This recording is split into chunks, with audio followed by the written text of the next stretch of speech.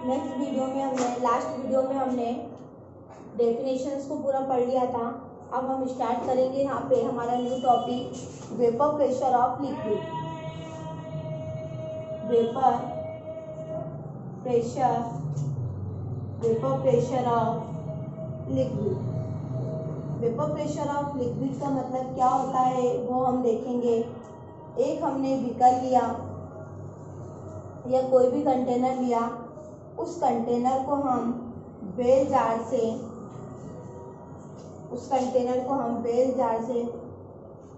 ढक देंगे। इसके अंदर हमने लिक्विड, सपोज मान लो वाटर ही ऐड किया है अपन ने। नीचे से हम क्या करेंगे, इसको बंद करेंगे, गर्म करेंगे, तो लिक्विड की वेपर बनना क्या हो जाएगी, स्टार्ट हो जाएगी। वेपर बन के कहाँ पे आएगी, इसकी सरफेस पे आएगी। जब लिक्विड की वेपर बनती है तो इस प्रोसेस को हम बोलते हैं इवोपोरेशन। और वेपर्स वापस लिक्विड बन के जब नीचे आता है तो इस प्रोसेस को हम बोलते हैं कंडेंसेशन। वेपर ऊपर जाती है, वेपर जब ऊपर जाएगी तो अपनी सरफेस पे एक प्रेशर लगाएगी। उस प्रेशर को ही हम क्या बोलते हैं, वेपर प्रेशर ऑफ लिक्विड। एक बार फिर से रिपीट कर रही हूँ मैं। हम एक कंटेनर लेंगे, उस कंटेनर में लिक्विड को फिल किया हमने, उसको बेल जार से ढक देंगे, नीचे से गर्म करेंगे, सरफेस पे उसकी वेपर बनना क्या होगी, स्टार्ट होगी। लिक्विड की वेपर बनना इवोपोरेशन कहलाता है। वेपर से वापस लिक्विड बनेगा, वो प्रोसेस कहलाती है हमारी कंडेंसेशन। और वेपर जब अपनी सरफेस से उठकर ऊपर जाते हैं तो सरफेस पे प्रेशर लगाते हैं। वो प्रेशर लिक्विड के द्वारा, जब लिक्विड की वेपर के द्वारा सरफेस पे डाला जा रहा है तो उसे हम कहते हैं वेपर प्रेशर ऑफ लिक्विड। ठीक है, अब हम नेक्स्ट बात करेंगे vapour pressure of solvent and solution की बात करेंगे।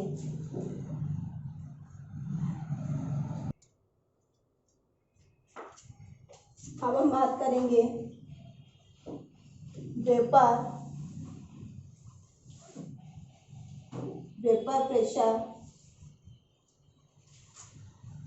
Pressure of solvent and solution.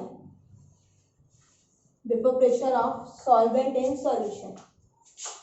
हम यहाँ पे सॉल्वेंट लेंगे,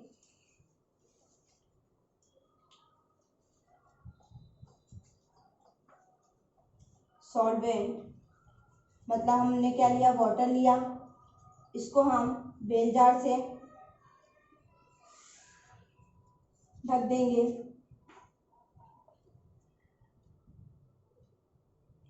और नीचे से बंद करेंगे, उसको गर्म करेंगे, तो सॉल्वेंट की वेपर बनना स्टार्ट होगी।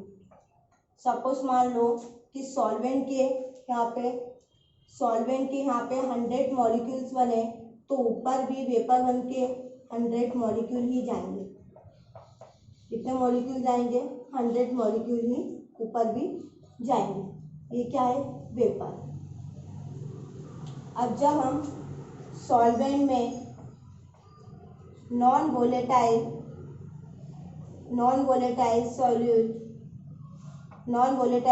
को मिला देंगे तो हमारा ये सॉल्यूशन बन जाएगा।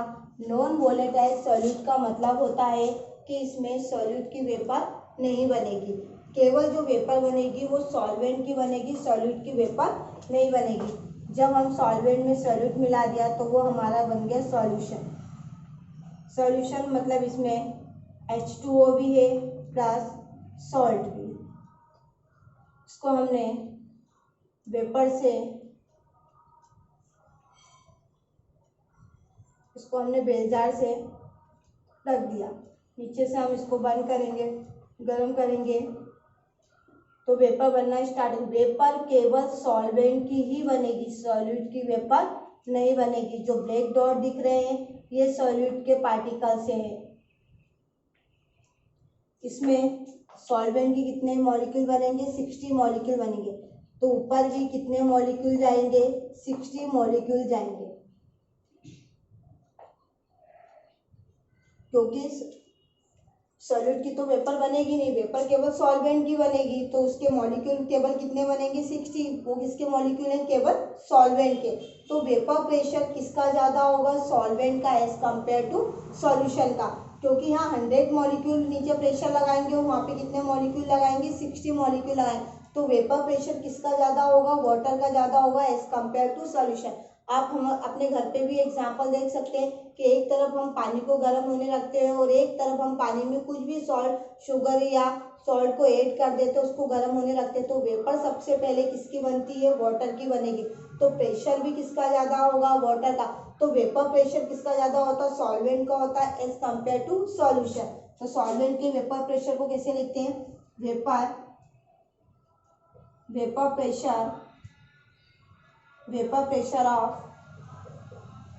Pressure of solvent P standard A, यहाँ पे लिखेंगे vapour pressure of solution P। तो वेपर प्रेशर किसकी ज़्यादा होती है, सॉल्वेंट की, तो हम यहाँ पे लिख सकते हैं vapour pressure of solvent is greater than vapour pressure of solution. तो इसको ऐसे लिख देंगे P standard A greater than PA। दोनों की वेपर प्रेशर में जो डिफरेंस आता है, उस डिफरेंस को हम बोलते हैं लोअरिंग इन वेपर प्रेशर। उस डिफरेंस को हम बोलते हैं lowering in vapour pressure. Lowering in vapour pressure, इसका फार्मूला आप लोग को मिलेगा delta P equal P standard A minus PA। ये हमको मिला यहाँ से lowering in vapour pressure. Formula याद रखना, राउल्ट्स लॉ में काम देगा हमारा कि वेपर प्रेशर ऑफ सॉल्वेंट और वेपर प्रेशर ऑफ सॉल्यूशन में जो डिफरेंस आता है, उस डिफरेंस को ही हम क्या बोलते हैं, लोअरिंग इन वेपर प्रेशर, जिसका फार्मूला होता है delta P equal P standard A minus PA। यहाँ से हमको एक फॉर्मूला और मिल जाता है, इसको याद रखना, रिलेटिव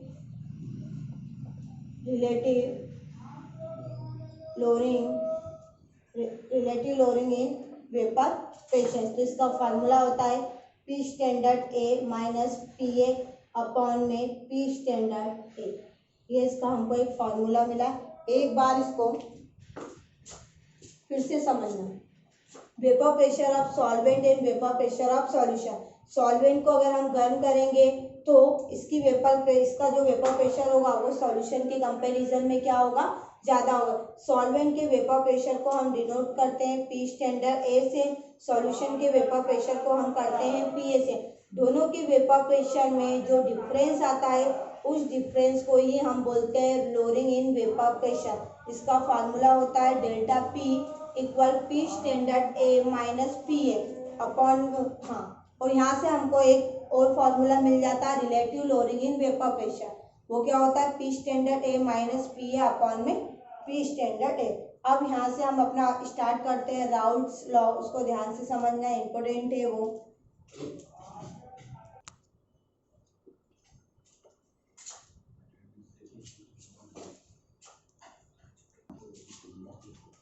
चलिए अब हम बात करेंगे राउल्ट्स लॉ की। राउल्ट्स लॉ क्या होता है, सॉल्यूशन। अभी हमने समझा था सॉल्यूशन में वेपर केवल किसकी बनती है, सॉल्वेंट की बनती है। सॉल्यूट की वेपर बनती है क्या, नहीं बनती। तो राउल्ट्स लॉ मतलब सॉल्यूशन की जो वेपर प्रेशर होगी वो डायरेक्टली किसके प्रोपोर्शनल होगी, सॉल्वेंट के जितने मोल फ्रैक्शन होंगे, मतलब सॉल्वेंट के जितने मोल फ्रैक्शन होंगे सॉल्यूशन की उतनी ही ज़्यादा वेपर बनेगी। तो हम यहाँ पे राउल्ट्स की डेफिनेशन दे सकते हैं। एटा according to Raoult's law, at a given temperature vapor pressure of solution containing non-volatile solute is directly proportional to the mole fraction of solvent present in solution। मतलब सॉल्यूशन के अंदर सॉल्वेंट के जितने mole fraction होंगे वो directly किसके proportional होंगे, vapour pressure of solution के क्या होंगे, डायरेक्टली प्रोपोर्शनल। यहाँ पे देखिए तो हमारा बनेगी equation vapour pressure of solution directly proportional आएगी यहाँ पे mole fraction mole fraction of solvent, solution की वेपर प्रेशर को करेंगे हम PA से और सॉल्वेंट की करेंगे हम XA से। प्रोपोर्शनल का साइन हटाएंगे, कांस्टेंट लगाएंगे, तो वो कांस्टेंट हमारा होगा K XA। इक्वेशन क्या देंगे हम इसको 1, वेयर करके लिखेंगे हम K इसे क्या है बेटा हमारा प्रोपोर्शनलिटी कांस्टेंट। अब हम इसको किसके लिए करेंगे, फॉर प्योर सॉल्वेंट, किसके लिए करेंगे हम इसको, अब हम इसको सॉल्व करेंगे फॉर प्योर सॉल्वेंट के लिए, प्योर सॉल्वेंट के लिए। तो PA इक्वल आ जाएगा हमारा P स्टैंडर्ड A और XA इक्वल आ जाएगा 1। तो ये वैल्यू हम यहाँ पुट कर देंगे। अब लिखेंगे दस फ्रॉम इक्वेशन 1 PA इक्वल आ जाएगा, P की प्लेस पे हम रख देंगे P स्टैंडर्ड A K और XA की प्लेस पे हम रख देंगे 1। तो हमको यहाँ से K की वैल्यू मिल जाएगी। K की वैल्यू क्या है, K equal P standard A। यहाँ से ये K की वैल्यू मिल गई। अब K की वैल्यू हम कहाँ पुट कर देंगे, पुटिंग द इक्वेशन 1। तो यहाँ लिखेंगे putting the value of K in equation 1। Equation 1 में हम K की वैल्यू पुट कर देंगे तो क्या होगा, ये देखिए PA इक्वल K की प्लेस पे क्या आ जाएगा, P स्टैंडर्ड A XA। ये हो गया हमारा इक्वेशन सेकंड। इक्वेशन सेकंड ही राउल्स लॉ को रिप्रेजेंट करता है। एक बार फिर से रिपीट कर रही हूँ, राउल्स लॉ ध्यान से सुनिएगा। Vapour pressure of solution directly किसके प्रोपोर्शनल होता है, मोल फ्रैक्शन ऑफ सॉल्वेंट। सॉल्यूशन के अंदर केवल सॉल्वेंट की वेपर बनती है, सॉल्यूट की वेपर नहीं बनती है। तो हमारी डेफिनेशन आएगी, at a given temperature the vapour pressure of solution containing non-volatile solute is directly proportional to mole fraction of solvent present in solution। PA directly proportional लिख दिया हमने, X से PA इक्वल प्रोपोर्शनल का sign हटा, एक constant लगा दिया हमने K, इसको नाम दे दिया इक्वेशन 1, वेयर K इज क्या है, proportionality constant. For pure solvent किसके लिए लिखेंगे हम, प्योर सॉल्वेंट के लिए लिखेंगे।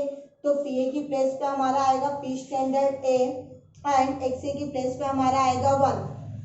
दस फ्रॉम इक्वेशन 1 यहाँ से हमको K की वैल्यू मिल जाएगी।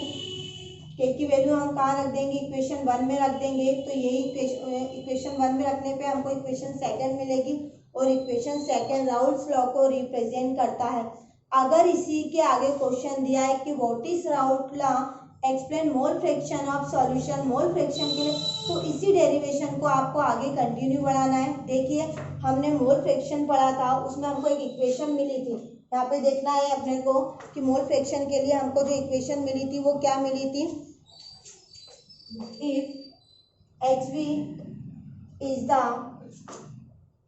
मोल फ्रैक्शन ऑफ सॉल्यूट, देन अगर XV क्या है, मोल फ्रैक्शन ऑफ सॉल्यूट, तो हमने मोल फ्रैक्शन में इक्वेशन मिली थी हमको XA प्लस XV इक्वल 1, ये हमको इक्वेशन मिली थी। अब इसके आगे देखिए, ये हमको वैल्यू मिल गई थी यहाँ पे। अब देखिए XV प्लस का इधर लेके जाएंगे तो हम किसमें मिलेगा, माइनस, तो XA इक्वल क्या आ जाएगा, 1 माइनस XV। अब यहाँ से XA की वैल्यू हम कहाँ रख देंगे, इक्वेशन सेकेंड में। तो क्या होगी equation second, PA equal P standard A 1 minus XV। अब इसका अंदर मल्टीप्लाई कर देंगे, PA equal P standard A minus P standard A XV।